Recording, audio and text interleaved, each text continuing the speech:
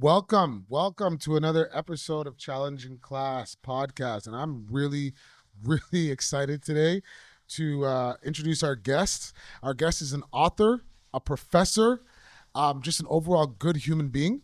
He works for the University of Toronto, specifically for the Ontario Institute of Studies in Education, and I will let him speak more. But I'm so happy to present our guest, Professor John Jack Miller. Welcome. Thank you very much for coming. Thank you for inviting me. I'm really looking forward to this conversation, and so thankful that you asked me to be part of this. Yeah, no, I'm actually surprised that you said yes. I kind of felt like we were you were too big for us. Let's just put it that way. So I'm really happy to know that you're not. And I hope actually this is the first of many interviews. Like, I feel like there's so much for us to talk about that we're only going to scratch the surface today. So please feel free to join us again. I should probably say this at the end, but feel free to join us again if you ever would like to. Our doors are always open. So I just want to get right into it. A big thing that we're going to discuss today is your book, the holistic curriculum, because there's some really interesting messages, and I just want to start off there. So, what initially inspired you to write this book, and yeah, how would you respond to that? Yeah. So I have been involved in education since the 60s, really. And in the early years, it was called humanistic education. And I was inspired by people like Abe Maslow and Carl Rogers, who talked about, well, they were involved in what was called humanistic psychology. And the difference between humanistic and holistic was the spirituality. Like, humanistic education did not include the spiritual part. And that's, I think, one of the defining things of holistic education, that we realize that human beings need to have a sense of purpose and meaning, and that gets you into spirituality, right? So the other major thing is, it came from my meditation practice and my understanding of Eastern philosophy and also ecology, that everything is interconnected. We live in an interconnected world, and that the more that we can help young people understand that is so if they just see life as pieces unrelated, then they will have a hard time managing their life. But if they can see how we're part of an interconnected world, and they can bring that awareness into their life, that will bring, I think, a deep sense of fulfillment and even happiness. So I started teaching a course at OISE in 1985 called the Holistic Curriculum. And then I started writing the book, and it was the first edition was published in 1988. And then since then there have been three more. So it came, and I should say maybe a little bit about my meditation practice, is that Eastern philosophy. I was raised as a Christian, and that's like the teachings of Jesus, I think are really powerful, right? But I was open to how this idea comes from like Buddhism and Taoism, how things are connected. And so I wanted to bring that into like the essence of education. So that's really what the book arose from. Yeah. Oh, that's very interesting. And yeah, a lot of parallels. I'm also from a Christian background, but you start to realize that there's a lot of overlap with many religions. And unfortunately, our society tends to focus on the differences. But if we look closely, we can see there are, in fact, a lot of similarities, a lot of overlap. And just to your point, we are a lot more connected, even from a religious standpoint, than we tend to give each other credit for. Yeah. So thank you for sharing that. And I'll just also say that, yeah, this idea of looking at different religions and allowing yourself to believe that, or just recognize that, yeah, we are all connected, but there must be a greater purpose, I think, for me as an individual, whatever that purpose may be. Um, and so you talked about your spiritual journey of meditation, and I wonder, how was your own journey, sort of academically, and even personally? How did they lead to some of the ideas in this book? Yeah. As I was talking with you earlier, when OISE started in 1966, they had field centers around the province of Ontario, Right. and I was hired to work in the Thunder Bay Field Center in 1972. So I started working with schools in that area, and at that time, the, this book called Living and Learning had been published, which is at that time was a very progressive approach to education. Right, it talked about child-centered Right. and getting away from subject-centered education, Absolutely. and the first document from the ministry was called P1J1, which tried to bring these things into education. So there were a lot of schools experimenting with these ideas. Mm-hmm. So that's how I got involved in like working more at a school level than a theoretical level, right? But so that experience of working in the field, and I was 25 years in the field before I came in to be a professor at OISE. Oh, wow. And I made so many contacts with people, and I was basically like I was more or less listening to them, right? I wasn't like telling them what Right. they should do. They should do. But over time, I did start to develop my understanding of what holistic education is, and over the years, it's developed right in different ways. Right. And I just want to add, just to our audience out, that you are, in fact, on your third edition of the book. Yeah. So it has sort of revamped itself Yes. to stick with the times. Like so the to first speak. edition, I didn't have a chapter on nature, right? And so Right. the second edition, that was so, when I saw that was so important that I needed to include that, right? Well, yeah, no, I can see that in a lot of ways because, especially like you mentioned, the families going through something. So if we start looking at these children that are happening to be in this classroom as just like a person that needs to learn this subject, we're now discrediting and ignoring a lot of other factors Yeah. that are making up this individual. And in fact, this is some of the challenges that we're dealing with in education today, right? Yeah. Yeah. Where things Yeah. are looked at as subject specific Yeah. rather than looking at the whole child and the individual and what Exactly. they're Right. bringing Yeah. into Yeah.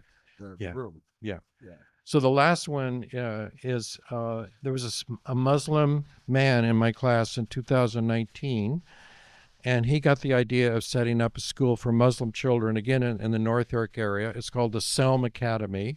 It's a for elementary school kids. Selm means peace. Yeah. So he basically took again. Of course, it's all within a Muslim framework, Yeah. but still. But still. But the Muslim, like Islam, there's a lot of idea of how things are connected in Islam, right? Yeah, like we were saying earlier, there's a lot of overlap. Yeah, right? yeah. So, So to me, like the fact that these are quite different examples, but how it can be used in a variety of situations. And yeah. yeah, 100%. Yeah, that's amazing. I knew about Equinox, yeah, but I did not know about the other schools. And I think that for people that are listening, like, let's just be fair. One of the things that we talked about earlier was that how many of these quote unquote alternative schools seem to cater to only one demographic of kids. yeah, yeah, And what we were struggling, I think that there's still a stigma that exists with alternative schools. One of them being that they're only for white kids. yes, yes, The yeah, second one being that they're only for kids that are struggling. yes, yeah, And yeah, you are now bringing to the table an example of not only an alternative school, but a couple of private schools that exists that are not based on like how much money do you have or yeah, your identity, yeah. right? And I think that that's something that a stigma that maybe people would be wise to go research a little bit more because there are a lot of actual good schools out there. Yes. Um, Yeah. Yeah. Yeah. Yeah. Like it's again, uh, it's being in touch with our bodies, loving our bodies, and feeling good, Yeah. even though nobody's perfect. And again, that's when accepting the imperfections of ourselves, right? Mhm. And then the third individual one is what I call soul connection. That there is the deepest part of our being needs to be nurtured and honored, right? Mhm. And so I wrote a book called Education in the Soul, which talks about developing a curriculum for the inner life, and that includes things like meditation and dream work and journaling. And some of these things are used in education, but again, there's a lot that can be brought in to nurture Right. the soul life. So the other three are get more with the broader context of society, right? And so the next one is like subject connections, making connections between subjects so that the students see how all subjects are related in some kind of way. And of course, that can be done in different ways. One is one teacher, if a teacher is teaching history, he or she brings in like art and music, themes, and projects that bring all the subjects together. So the student become, and actually the school that, the reason I know about this, one of my classmates in high school taught at the school in Hawaii that Obama went to, at the high school. Oh, wow. And apparently, again, the whole thing was integrated. There was like 12 teachers who came from different backgrounds, but they didn't teach separate subjects. They developed themes, and so to engage the kids that way and how to see things are interrelated, right? Right. And Yeah. so the learning was weaved in a way that was not compartmentalized. Exactly. Yeah, and I think like we're doing something in education, and we've been doing this called cross curricular Yes. approach, Yes. Yeah. but it's an add-on, Yeah. in my No. opinion. Yeah. It Yeah. is not the way that we look at planning our year Yeah. Like, long plan, right? So you still have teachers that are teaching their math and yeah. their Yeah. science, Yeah. and they're this and they're that, and to the point where kids still kind of, again, to touch on the intuitive thinking, they're not recognizing that those connections exist. Yeah. Yeah. And that's, we're doing a disservice to them, obviously, Yes. right? Yeah. Yeah. Because when we think of something like art, I'm thinking of like Islamic art, the math that's in there, patterning, and all Yes. those Yes. kinds of Yes. things. And Yeah. again, like, I just feel like it's an extra thing that Yeah. that teachers or schools will do rather than a real focus. Like, let's make sure that they understand how Yeah. this is all connected. I love all of that you mentioned, and I think sense of self is a really big one. Like that Yeah. intuitive, that part that I read on intuitive thinking and knowing, just like how it leads to critical thinking, Yes. which we're not doing a whole lot of in education. In Yeah. my opinion, I feel like we are Hmm. asking kids to follow instructions Yeah. rather than solve problems. Yeah. And I Yeah. feel like that is not helping them develop their critical thinking skills Yeah. and their intuitive feelings, right? Like, Yeah. obviously, we all know that a lot of kids, teenagers want to sort of follow the crowd. They Yes. don't Yeah. want to Yeah. be divergent. They don't want to look as like being different Yes. in large Yeah. part. And I think that that is a Yeah. perfect example Yeah. of the fact that we have not touched on intuitive Yeah. learning Yes. Yeah. because we just want to be like everybody else Yeah. Yeah. to be quote unquote safe. I think so. Part of holistic education is helping the person, the student, to trust themselves, trust their bodies, to trust their intuition, Exactly. because they have so many expectations that are being imposed on them, so they lose a sense of who they are as a human being. And the more that we can help them trust their own, because it's within, I think every human being has this quality of connection, Mm-hmm. and yeah. So then the other two is the importance of community. And first of all, the community starting in the classroom, ideally. And Martin Luther King talked about the beloved community, which is a community of love and justice. Mm-hmm. And I think that's such a powerful like vision of what a community can be, because we hear a lot today about, again, justice and social, and that's important. But without love, it's meaningless. Mm-hmm. and really like how we can have a blend of the two is that to me is and again we have the model of King and also John Lewis in the States, right? And talking about how so Yeah. No, sorry, just to touch on that because it makes me think of um this whole idea is like I want to fight this social justice cause yeah and I want to fight and somebody else wants to fight another social justice cause yeah and then it almost becomes like the oppression Olympics a bit it's where it's like we're like putting them in a hierarchy like yeah this yeah matter is more important than this matter and so yeah in fact it's yeah the opposite of what you're saying. There's yeah no love, there's actually hate, but we're all looking for the same thing, which is the yes yeah upliftment of this yeah community. yeah So there's like a huge disconnect there, but yeah I'm glad that you mentioned that. yeah Love has to go hand in hand with that yeah whole idea of social justice. yeah. One of there's a professor at Oklahoma State University who writes a lot about nonviolence. Again, coming from this tradition, and and she talks a lot about again the Eastern thought of non-dualism. A lot of the social justice rests on dualism, this and that, rather than Mm-hmm. seeing how it's all part of one, right? And Yes. and when you move into that kind of perspective, you get away from this polarization and like again uh, being too much in the head and thinking too much Yeah. you know It's and huge problems. not that the intellect is important, it's very important, but unless it's if it isn't connected with our soul, with our heart, I think it makes things worse, right? If you get Mhm. people on these ideological trips And we're seeing that.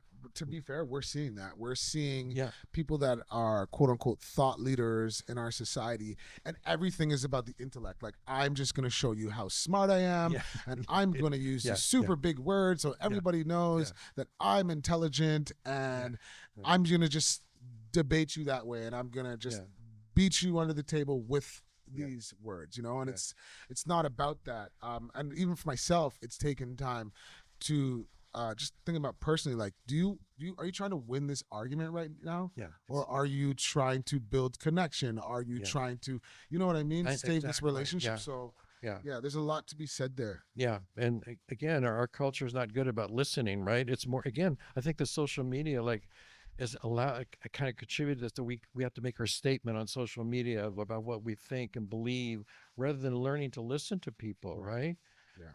And so the last one is nature, being is connecting to nature. And because and again this connects to indigenous education because they've always been in touch with nature, right? That's what and the importance of the land and seeing ourselves as part of nature. Like we as human beings, we are part of nature, right?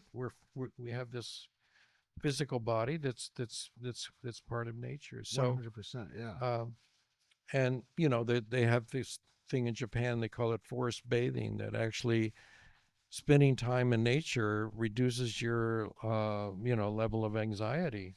And stress, I'm sure. Yeah. Yeah, And there's lots of studies that show that now, yeah, the importance. that's And I it. think that Yeah, our society as a whole is starting to understand how important these facets are yeah, of yeah, life. But I just think it's, first of all, groundbreaking that yeah, you were yeah, doing this so early on. yeah, yeah, But I also think it's really interesting to note that while society has understood the value in many of these things, our schools are still kind of late to the party, yeah, yeah, and I think yeah, that that's where there's a disconnect, again, going back to what we talked about earlier, which is this whole idea of like, what are we teaching kids in school and what yeah, do they need to know when yeah, they're an adult?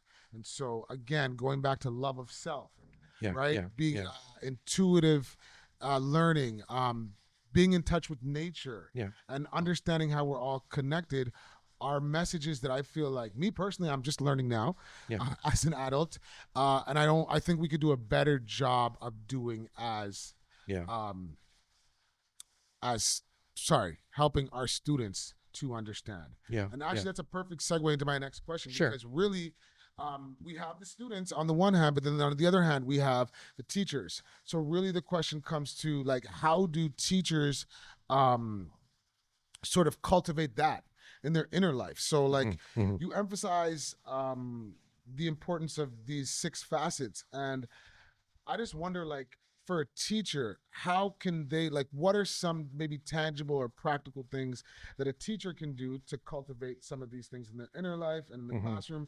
And then, yeah, maybe what would you say to a teacher that's sort of feeling burnt out, that wants to Mhm. teach holistically? Like, I wholeheartedly support this Mhm. on a fundamental level. Mhm. But Mhm. and we were talking about this earlier as well. There are certain rules and red tape that Mhm. exist that sometimes makes you feel a bit constrained in the Mhm. current system that we're in.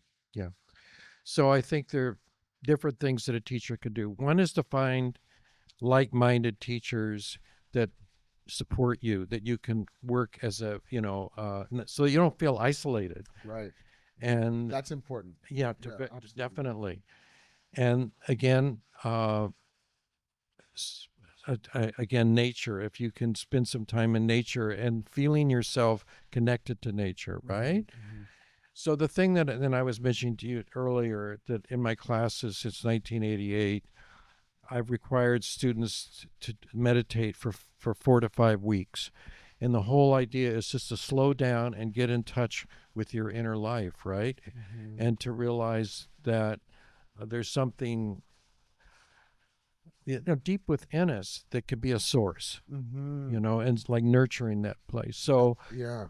um, and I've heard it being called your inner being, yes, actually, yeah, like, right? yeah. I mean, there's different words for it. Like A lot of different all terms. Yeah. religion, like the Hindus call it the Atman, and there's the Buddhists call it the Buddha nature. Right. That's the deepest part of ourself, right? Mm-hmm. And it doesn't really make it what we call it. What the thing is to experience it. Mm-hmm. In that place, we experience connection, love, the things that make life, wonderful. Yeah, exactly.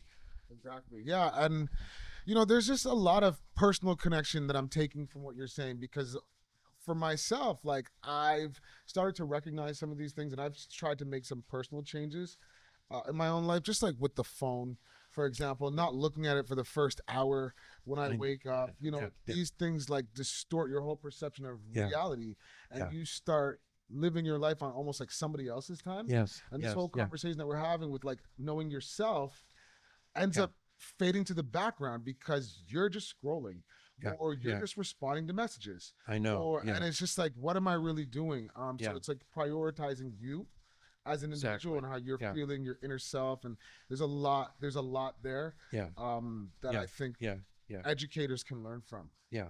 So absolutely. You also wrote about the following. You said, I believe that most education is fear based. Many parents are afraid that their children will not get ahead. So politicians focus on test scores as the measure of good schooling.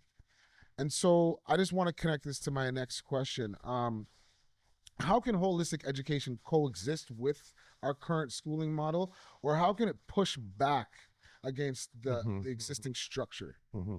Yeah. That's sympathize with parents. They want their kids to do, but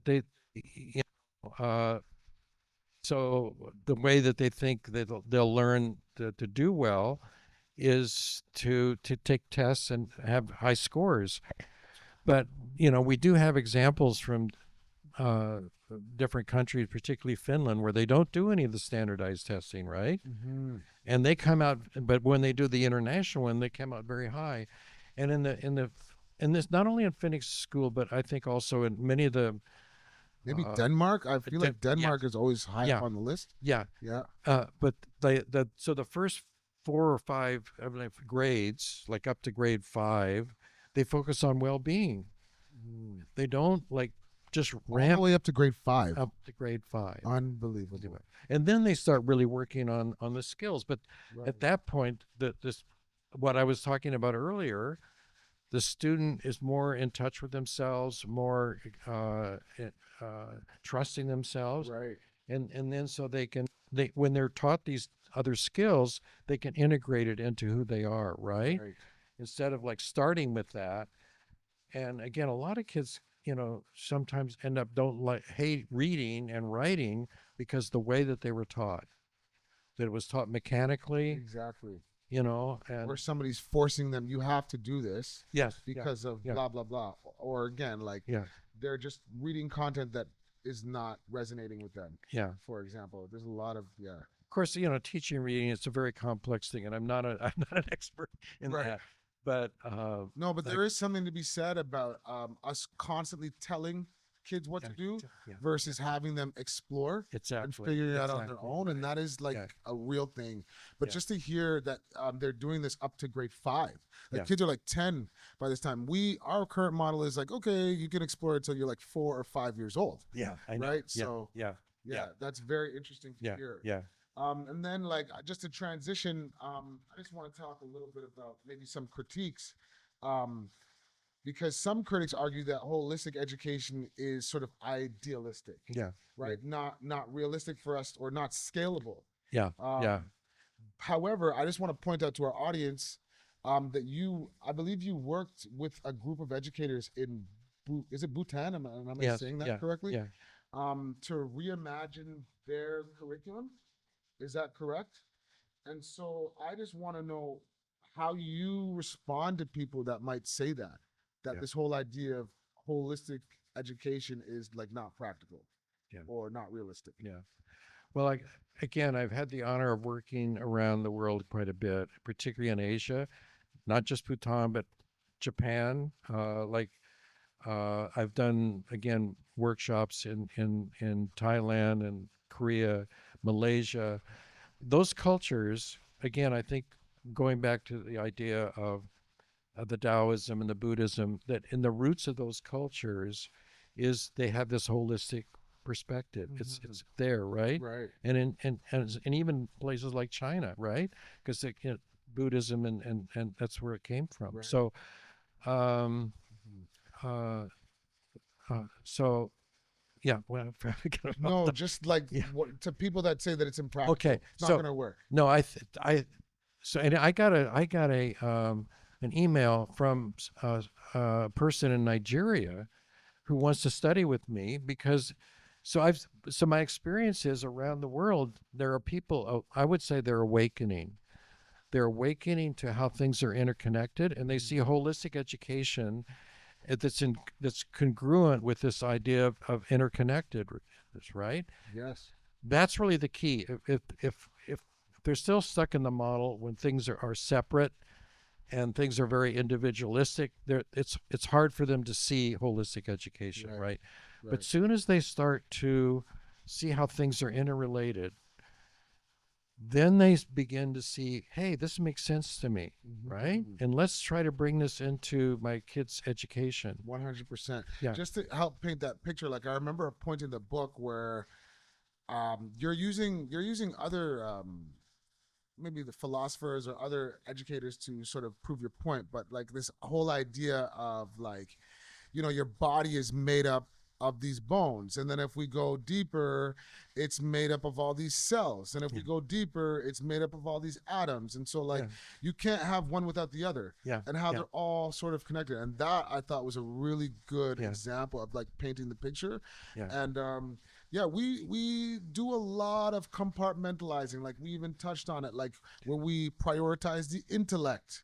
And then the intuition part just gets left to the wayside. Yes. Yeah. And it's like, people don't want to hear that because it's like, I can't quantify that, your intuition, so to speak. Right. So it's a very interesting concept. And I really appreciate like you prioritizing that you can't have one without the other. And the world I live in of academia is so much focused on the intellect, right? And it's trying to like bring the intuition and these other things that I've talked about into the academic environment. Right.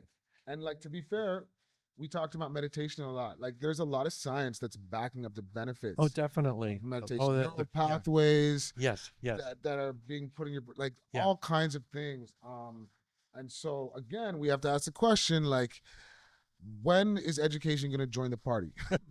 Right. So that is a big thing. And just to move on a bit, you talked a bit about Indigenous perspectives. Yes. And I just a general statement, I would love to know about how your understanding of Indigenous education has influenced your work. I feel like school boards around the world are starting to Yes. Yeah. integrate Yeah. Indigenous Yeah. Yeah. perspectives more. Yeah. But I'm just wondering how it's influenced the work that you've done. Yeah. Well, again, uh, in my earlier editions of the holistic curriculum, I didn't really include much, right? But I've learned, mainly being in touch with certain Indigenous educators, that really the Indigenous people were the first holistic educators because they saw how things were interrelated and the Mm, close connection to nature. And so all their education was like, that was just what it was, right? It was being like part of that. One of the things that I didn't mention was that uh, at the Six Nation Reserve, uh, two women there contacted me after they read the holistic curriculum, said they wanted to start a school, a Mohawk school that would be holistic, right? mm-hmm. So that I was really honored by that. Yeah, of That course. they would like do Yeah. that, and so they invited me down twice, and they still haven't. They're just still in the planning stages, but again. I just have learned so much by the Indigenous educators that I know. It's been such a big influence on me, right? And again, like I just to, not to cut you off, but just to point out too that again, it's all connected. See, it's kind of like circled back, It does. right? Yeah. So I love Yeah. I love the idea of that, and it's like hopefully we will have people that will continue to further this kind of idea, and like obviously the schools are popping up. And you've given many examples of that, also about governments that you've worked with that are furthering these ideas. Yes. Would love to see this being included in more higher education institutions. Yeah. I mean, I would say, holistic education is still on the margins. It's not. Yeah. But, the issue is that if you like tried to just say, okay, in Ontario, we're going to do holistic education tomorrow, the amount of work that needs to be done to like bring people up to the level, it's just, and to bring people together, because I feel that's like it, right? Yeah. there's going to be a lot of this happening, but Yeah. 100%. Yeah. I think this is a perfect opportunity now to just ask you some questions about like your future and your legacy, because you've shown us a bunch of examples of how people are using some of the values from your book and like actually putting them into practice. So I mean, there's a couple of questions I have about this topic. Looking back on this book that you wrote, is there anything that you would revise now, or would you say there's anything that stood the test of time? Yeah. Well, I would probably include more about the nature part, right, and the Indigenous part. Right. Okay. So at the beginning, I didn't have really, the first edition, I didn't have any of those. Right. And that's become a bigger part in going forward. Okay. I think that. It's showing evolution. Yes. Right? Yeah. So, right. yeah, Like 100%. I mean, the thing is that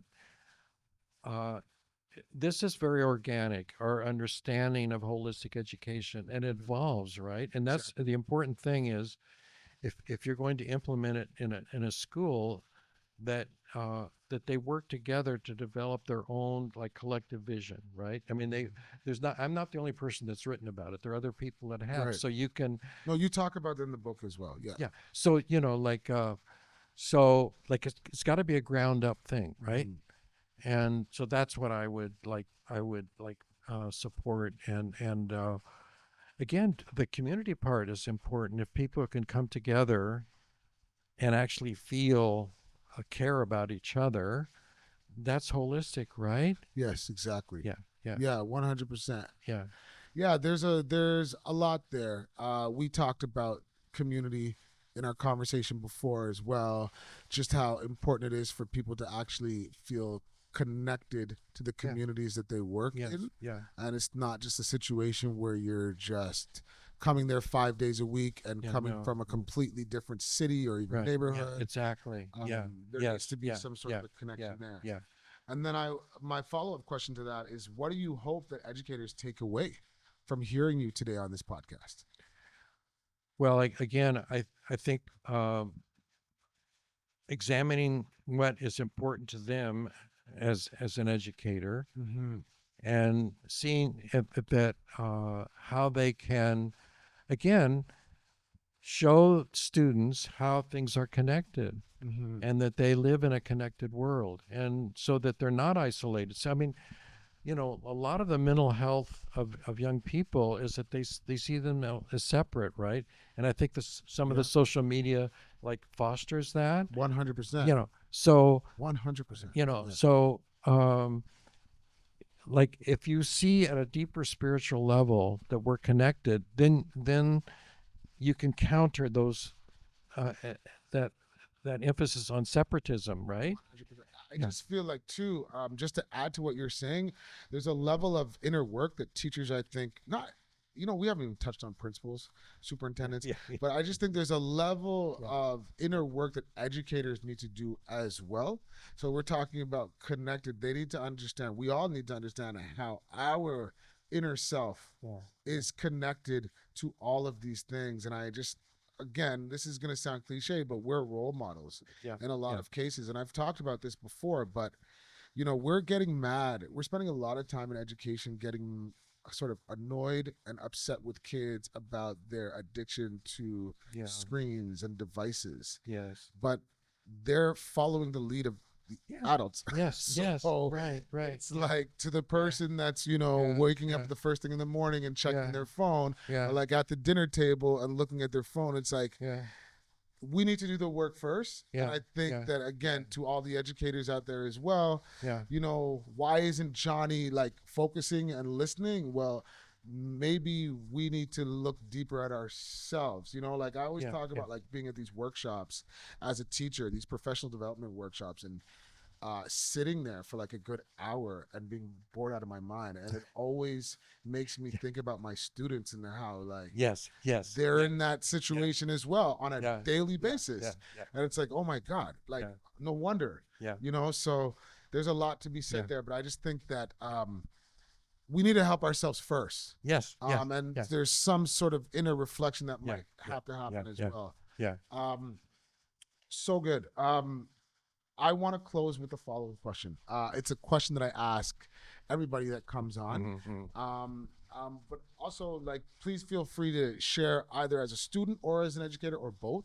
But as a student or an educator, what would you say are the most useless and or the most valuable things that you've learned in education? Yeah. And why? Yeah. Well, like you were just talking about going to workshops, or again being kind of had these models that are very abstract being kind of fostered on people, right? Right. That they can't connect with, right? Mm-hmm. There's too much theory, and I mean, theory has a place, but I think it's more important to have stuff that's rooted in experience rather than abstract models. And again, academia is just filled with abstract models, yes. right? Yeah. So, so the one thing that I wanted to say was that just another way of looking at holistic education is that within each of us is a light. Mm. And the more that we can, and we each have to find our way of nourishing that light and having it come forth. And the brighter that light gets, that's what like connects with students. They're going to see that light, right? They are. If you're No, dead, there's something about, speaking of intuition, not to cut you off, but there's something about kids that they're yes, able to pick up on it. yeah. If Yeah. you're like, again, it's so easy to like turn off, and so the light dims. So each person has to find the way to nourish that light, right? Mhm. And if the brighter that light is, the more that will connect with the students, and then you'll have a holistic education, right? Yeah. So I'm hearing love, I'm hearing authenticity, I'm hearing work on yourself Yes. as an individual. Because if you're burnt out and not able to care for yourself, you Yeah. definitely cannot care for a classroom full of students. That's right. So on that note, I just want to actually make a plug. This is a great book. Okay. I did some research because I wanted to find someone to interview on the podcast, not sure where to look. Okay. And this is such a good read. I would say this is like required reading for every teacher coming out of Teachers College. Like, I think of other books, you know, if you are like, one book that comes to mind is The Pedagogy of the Oppressed. Excellent book. A lot of educators will know this. But I will say that there are a lot of positive and beneficial and useful messages that I think we can use even today in education that have stood the test of time. So please go to your nearest bookstore and please look up the holistic curriculum or get it for a teacher in your family or friend group that you think would benefit from this. And I just want to also end off by asking, where can we find you and what are you doing next? Well, I'm half time at the university because I'm 82 years old, or I will be this summer, 82. Which we talked about. I thought you were in your 60s, but okay, that's good. So something to be said about some of these ideas. I have no plans to retire because I still love teaching. Right, Love I teach 2 courses a year, and I get a lot of energy just from being with young people and learning from them. And so as long as I'm healthy, as long as students find what I do in the classroom well, I'll keep doing it. Because really, there's so much joy out of it. Right? Yeah, and I mean, it's good knowing that the stuff that you're teaching is making a difference, because it clearly is. You've given tons of examples. I just recently saw in the grocery store a student of mine, and he was one of my first students actually, and I didn't recognize him. He was staring at me like a weirdo, and I was like thinking, what's about to happen right now? But long story short is he's doing well. He's in university. I think he just recently graduated. Anyway, the point is that I stood in line at the grocery store like with a humongous smile on my face, because I was like, I contributed to that. Like, I helped. You know, again, going back to this whole notion of like all connected. You know, like I had some part in that, and that's what keeps me going as well. So thank you for sharing that, and also just thank you for being on the podcast. And like I said earlier, I'm hoping that this is the first of a couple interviews. But like really grateful. Really grateful to have you. Thank you. So I'm really so thankful you invited. I'm nice to meet you, and I hope we keep connected. Same here. You know, Same here. okay. Okay, so you heard it first. Challenging Class Podcast, the holistic curriculum with Mr. John, or Professor John, aka Jack Miller. Thank you so much, and enjoy the rest of your day, sir.